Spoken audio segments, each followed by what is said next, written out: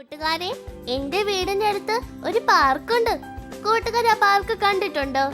എന്നാൽ എന്റെ കൂടെ വന്നോളൂ, നമുക്ക് കുറച്ചു നേരം അവിടെ പോയി കളിക്കാം.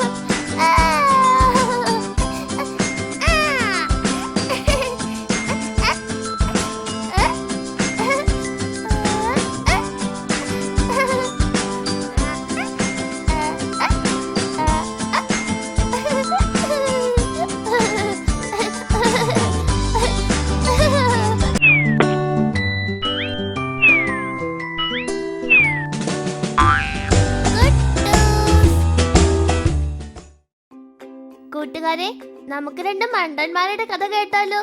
അച്ഛന്റെ വാക്ക് കേൾക്കാതെ അത്യാഗ്രഹം കൊണ്ട് മണ്ടത്തരം കാട്ടിയ രണ്ട് സഹോദരങ്ങളുടെ കഥയാണിത്. കേട്ടോ?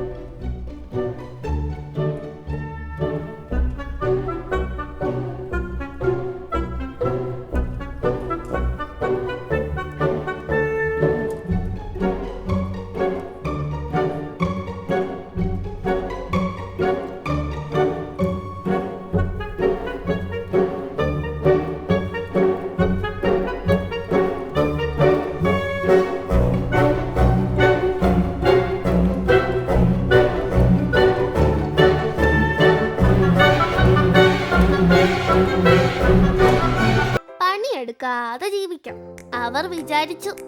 അങ്ങനെ ആ കഴുതയും കൊണ്ട് ചന്തയിലേക്ക് പോകുകയായിരുന്നു ഇരുവരും.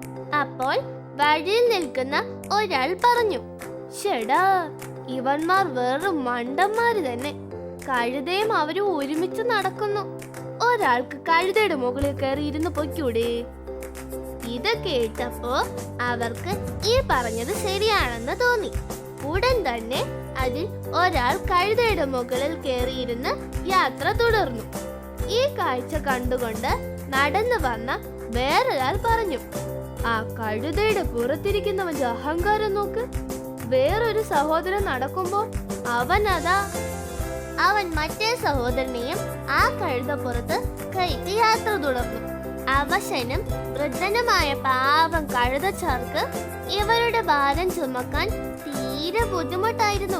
എന്നിട്ടും ആ പാവം കഴുതച്ചാർ അവരെയും കൊണ്ട് പതുക്കെ പതുക്കെ നടന്നു. അങ്ങനെ കുറേ ദൂരം നടന്നു വരുമ്പോ ഒരാൾ ഈ കാഴ്ച കണ്ടു. അയാൾ പറഞ്ഞു, എടാ ദുഷ്ടന്മാരെ, നിങ്ങൾക്ക് നാണമാവില്ലേ ആ പാവം വൃദ്ധൻ കഴുതയുടെ മുകളിൽ കയറിയിരുന്ന് ഇങ്ങനെ യാത്ര ചെയ്യുവാൻ? ആ പാവത്തിന് ഒറ്റയ്ക്ക് നടക്കുവാൻ പോലും കഴിയില്ല. നിങ്ങളോട് ദൈവം ചോദിക്കും ഈ ക്രൂരതയ്ക്ക്. ഇത് കേട്ട് പേടിച്ചു പോയ സഹോദരന്മാർ ഇരുവരും കഴുതയുടെ പുറത്തു നിന്നും ഇറങ്ങി. ആ കഴുതയെ ഒരു കമ്പിൽ കെട്ടി ഇരുവരും രണ്ട് വശത്ത് പിടിച്ചുകൊണ്ട് നടക്കുവാൻ തുടങ്ങി. അങ്ങനെ നടന്ന് നടന്ന് അവരൊരു പുഴക്കരയിലെത്തി. ആ പുഴ കടക്കുന്നതിനിടയിൽ അവരുടെ കയ്യിൽ നിന്നും വടി വഴുതിപ്പോയി. വടി തിരിച്ചു പിടിക്കുവാൻ നോക്കിയെങ്കിലും സാധിച്ചില്ല. കഴുത ആ പുഴയിലേക്ക് വീണുപോയി. അങ്ങനെ തങ്ങളുടെ അച്ഛന്റെ വാക്ക് കേൾക്കാതെ ആ മണ്ടന്മാർക്ക് തങ്ങളുടെ ആകെ സ്വത്തായ ആ കഴുതച്ചാരെ കൂടി നഷ്ടപ്പെട്ടു പോയി. കൂട്ടുകാരിങ്ങനെ മണ്ടത്തരമൊന്നും കാട്ടരുത്. പാവം കഴുതച്ചാറല്ലേ കൂട്ടുകാരെ. ആ മണ്ടന്മാരുടെ അത്യാഗ്രഹം കൊണ്ട് കഴുതച്ചാർക്ക് ഈ ഗതി വന്നത്. സ്വന്തം അച്ഛന്റെ വാക്ക് ആ മണ്ടന്മാർ കേട്ടില്ല. പകരം വഴിയെ പോകുന്നവർ പറയുന്നത് അവർ കേട്ടു. അവർ പറയുന്നത് പോലെ ചെയ്യുകയും ചെയ്തു. എന്നിട്ടോ അത്യാഗ്രഹം കൊണ്ട് ഉള്ളത് കൂടി പോയില്ലേ.